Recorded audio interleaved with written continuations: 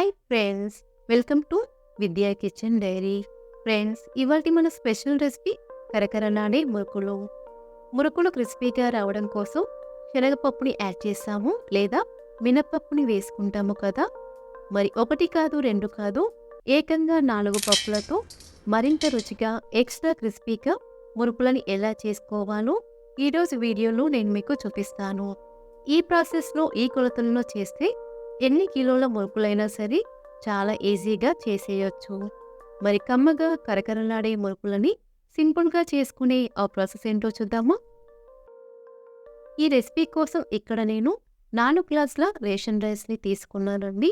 Wait పరంగా చెప్పాలంటే ఇవి సుమారుగా 1 కేజీ వరకు ఉంటాయి. ఇలా రేషన్ రైస్తో మురుకులు చేసుకుంటే మురుకులు చాలా టేస్టీగా వస్తాయండి. మీరు కావాలంటే రెగ్యులర్గా అన్నం వండుకునే రైస్తో అయినా చేసుకోవచ్చు. మీరు కావాలంటే ఈ రైస్ని బాగా కడిగి ఎండలో ఆరబెట్టైనా తీసుకోవచ్చు. ఇక్కడ నేనైతే డైరెక్ట్గానే తీసుకుంటున్నానండి.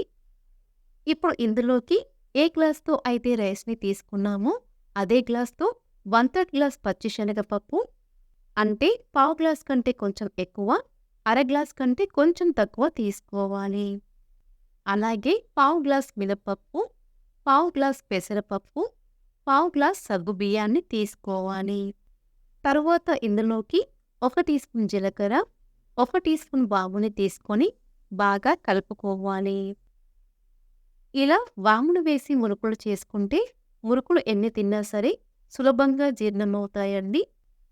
ఇలా బాగా కలిపాక ఈ బియ్యాన్ని బయట పిండి మనలో పిండి పట్టించి తీసుకోవాలి. ఇలా బయట పిండి పట్టించి తీసుకుంటే పిండి చాలా సాఫ్ట్గా ఉండి మురుకులు చాలా గుల్లగా క్రిస్పీగా వస్తాయి.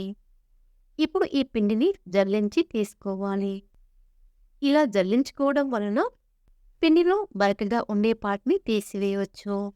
తరువాత ఇందులోకి రుచికి సరిపడా ఉప్పు, మనం తీసుకున్న పిండి క్వాంటిటీకి 2-2.5 టీ స్పూన్ల వరకు ఉప్పు పడుతుందండి.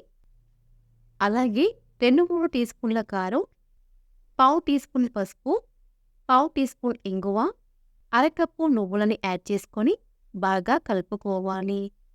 ఇలా కలుపుకున్న తరువాత ఇందులోకి పావు కప్పు బటర్ని తీసుకొని బటర్ మొత్తం పిండికి పట్టే విధంగా ఇలా బాగా కలుపుకోవాలి.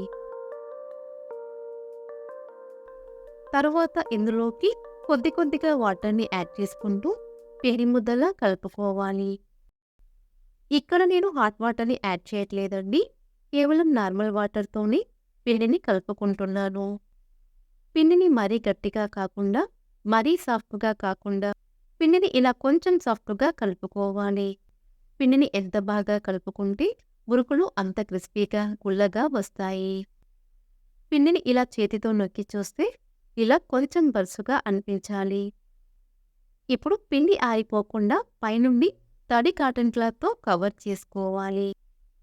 తర్వాత మురుకుల గొట్టంలోకి ఇలా మీడియం సైజ్ హోల్స్ ఉన్న బిళ్ళను తీసుకొని మురుకుల గొట్టానికి కొద్దిగా ఆయిల్ని అప్లై చేసుకోవాలి. తర్వాత మనం కలిపి పెట్టుకున్న పిండి నుండి పావంతు వరకు పిండిని మరొక బౌల్లోకి తీసుకొని 1 నిమిషం పాటు బాగా కలుపుకోవాలి. పిండి అయిపోయే వరకు కూడా ఇలా కొద్దిగా పిండిని తీసుకుంటూ బాగా కలుపుకుంటే మురుకులు ఒత్తుకోవడం ఈజీ అవుతుంది. మురుకులు చాలా క్రిస్పీగా గుల్లగా వస్తాయి. ఇలా బాగా కలుపుకున్న తరువాత సరిపడా పిండిని తీసుకొని మురుకుల గొట్టంలో నింపుకోవాలి. తరువాత డీప్ ఫ్రై కోసం ఆయిల్ని వేడి చేసుకోవాలి. ఈలోగా ఇలాంటి పెద్ద స్టీల్ ప్లేట్ని తీసుకొని ప్లేట్కి కొద్దిగా ఆయిల్ని అప్లై చేసుకోవాలి. ఆ తరువాత ప్లేట్పై ఇలా మురుకులని ఒత్తుకోవాలి. ఇలా ఒక వాయికి సరిపడా మురుకులని ఒత్తి పెట్టుకుంటే ఇవి వేగేలోపు మరొక వాయిని ఒత్తుకోవచ్చు. ఈ ప్రాసెస్లో చేస్తే ఎన్ని కిలోల పిండైనా సరే ఒక్కరే చాలా ఈజీగా చేసుకోవచ్చు. మురుకులు ఫస్ట్ టైం చేసే వాళ్ళైతే చేతికి వేడి తగలకుండా ఇలా గరిటెపై ఒత్తుకొని కూడా ఫ్రై చేసుకోవచ్చు. ఇలా ఒత్తుకున్న మురుకులని వేడి ఆయిల్లో వేసి మీడియం ఫ్లేమ్లో ఫ్రై చేసుకోవాలి. ఆయిల్లో కొద్దిగా నురగ తగ్గి మురుకులు కొంచెం గట్టిపడిన తరువాత వీటిని మరొక వైపుకి టర్న్ చేసుకోవాలి. ఇలా 2 వైపులా టర్న్ చేసుకుంటూ మీడియం ఫ్లేమ్లో మురుకులు గోల్డెన్ కలర్‌లోకి వచ్చే వరకు ఫ్రై చేసుకోవాలి. ఎప్పుడైతే ఆయిల్‌లో ఇలా నురగ రావడం తగ్గుతుందో, అప్పుడు మురుకులు క్రిస్పీగా వేగాయని అర్థం. ఇలా క్రిస్పీగా అయిన తరువాత మురుకులని బయటికి తీసుకోవాలి.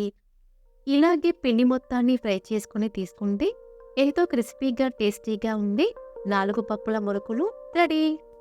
మనం తీసుకున్న పిండి క్వాంటిటీకి ఏ బేషన్‌లో అయితే పిండిని కలుపుకున్నామో అదే బేషన్ నిండుగా మురుకులు వచ్చాయండి. చూడండి మురుకులు ఎంత క్రిస్పీగా, గుల్లగా వచ్చాయో. టేస్ట్ కూడా చాలా బాగున్నాయి. మీరు ఈ రెసిపీని తప్పకుండా ట్రై చేసి మీకెలా కుదిరిందో మాకు కామెంట్ రూపంలో తెలియజేయండి. సో ఫ్రెండ్స్, ఈ రెసిపీ మీకు నచ్చితే లైక్ చేయండి, మీ ఫ్రెండ్స్‌కి షేర్ చేయండి. మరిన్ని రెసిపీస్ కోసం మా ఛానల్‌ని సబ్స్క్రైబ్ చేసుకోండి.